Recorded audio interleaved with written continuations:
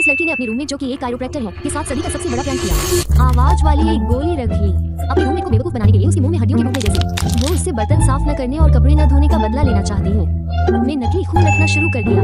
Prank शुरू होने पर इसे नाटकीय बनाने के लिए आवाज वाली गोली, इसलिए उसने दोनों गोलियों को अपने मुंह में रख लिया और अपने रूममेट के इसके जाल में फंसने का इंतजार करने लगी। उसने अजीब योगासन करना शुरू कर दिया जो गलत है और ऐसा व्यवहार करता है जैसे वो स्क्रैच करने के लिए संघर्ष कर रही हो। जब उसकी रूममेट ने देखा तो वो उसकी मदद करने के लिए आई और ये उसके लिए चीजों का अभ्यास करने का मौका था क्योंकि उसने हाल ही में एक कायरोप्रैक्टर के रूप में स्नातक किया था।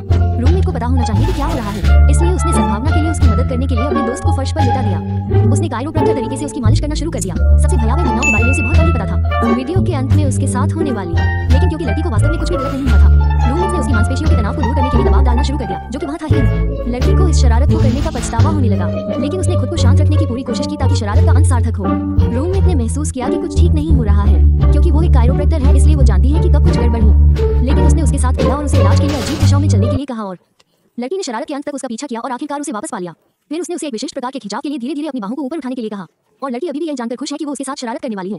लेकिन जब रूममेट ने उसे थोड़ा ज्यादा जोर से मालिश किया तो उसके मुंह में रखी गोली फर्श पर गिर गई। बहुत जल्दी कूदना पड़ा गोली को अपने रूममेट तक पहुंचने से रोकने के लिए। उसने गोली को अपने मुंह में वापस रख लिया जैसे कि कुछ हुआ ही नहीं, लेकिन रूममेट को इस पर संदेह हुआ। जब उसकी रूममेट चली गई तो उसने गोली को अपने मुंह से बाहर निकाल लिया ताकि जब वो वापस आए तो वो गोली को मुंह में रखे बिना बात कर सके। उसकी रूममेट वापस आए और उसकी गर्दन पर आराम देने के लिए कुछ आइस पैक फेंके और उसने उसे बताया कि उसकी गर्दन बहुत समय से दर्द कर रही थी। फिर उसने उसे लेटने के लिए कहा ताकि वो आइस पैक का उपयोग कर उसे ठीक कर सके।